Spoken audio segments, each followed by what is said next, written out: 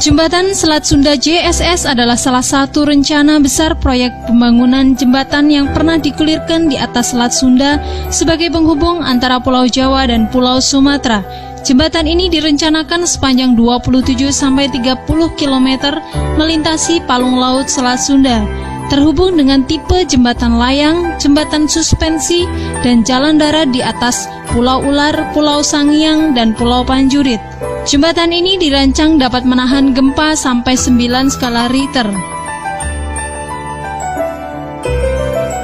Ide jembatan ini berawal dari gagasan Profesor Setiatmo, seorang guru besar di Institut Teknologi Bandung ITB pada tahun 1960, disebut dengan nama Trinusa Bima Sakti yang berarti penghubung antara 3 pulau, yaitu Pulau Sumatera, Pulau Jawa, dan Pulau Bali. Kemudian pada tahun 1965, Soekarno sebagai Presiden RI memerintahkan kepada ITB agar melakukan uji coba desain penghubung di mana hasil dari percobaan tersebut berupa sebuah terowongan tunnel yang pada awal Juni 1989 terselesaikan dan diserahkan kepada Soeharto selaku Presiden RI pada saat itu.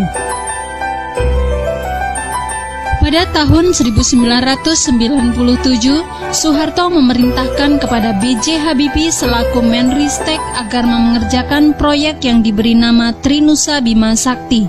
Habibie memerintahkan Wiratma Wangsadinata, guru besar dari ITB, agar melakukan riset teknologi jembatan ke Eropa.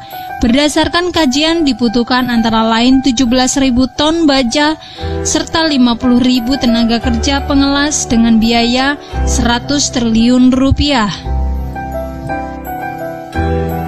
Profesor Wiratman Wangsadinata melakukan pengkajian uji coba desain kembali terhadap perencanaan penghubungan antara Pulau Jawa dan Pulau Sumatera.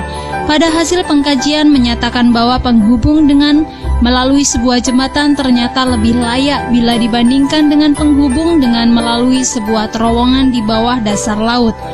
Presiden Soeharto memilih jembatan karena lebih monumental, sedangkan untuk jembatan Selat Bali yang menghubungkan antara Pulau Jawa dengan Pulau Bali belum terlaksana karena pemerintahan daerah Provinsi Bali belum bersedia.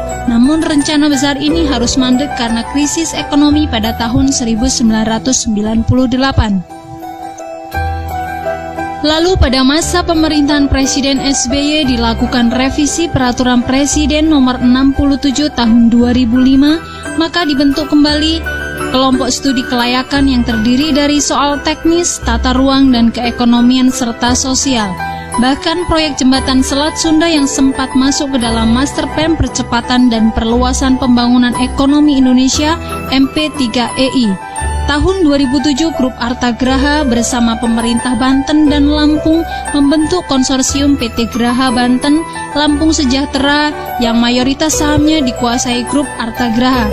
Kemudian tahun 2009, konsorsium menyerahkan hasil prastudi kelayakan kepada pemerintah. Sementara itu, Institut Teknologi 10 November ITS menolak pembangunan jembatan Selat Sunda.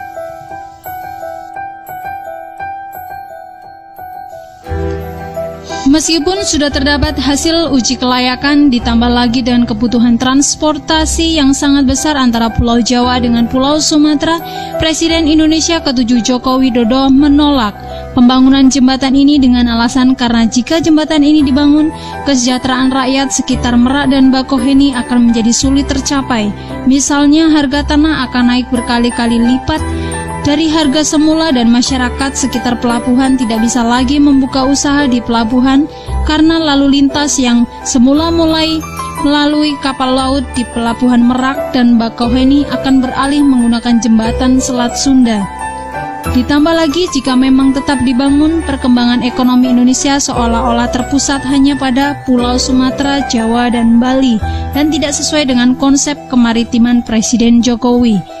Belum lagi diperlukan dana investasi yang besar dan teknologi yang tinggi karena jembatan akan melewati palung Selat Sunda dan rawan goncangan gempa karena berdekatan dengan Gunung Anak Krakatau.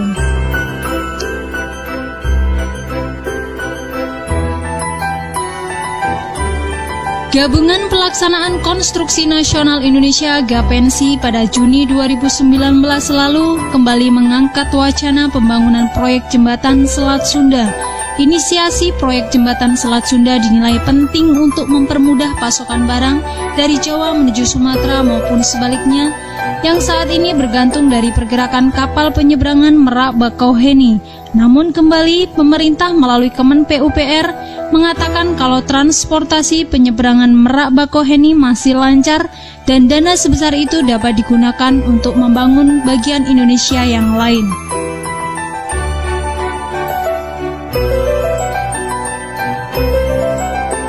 Akankah jembatan Selat Sunda akan terrealisasi di kemudian hari?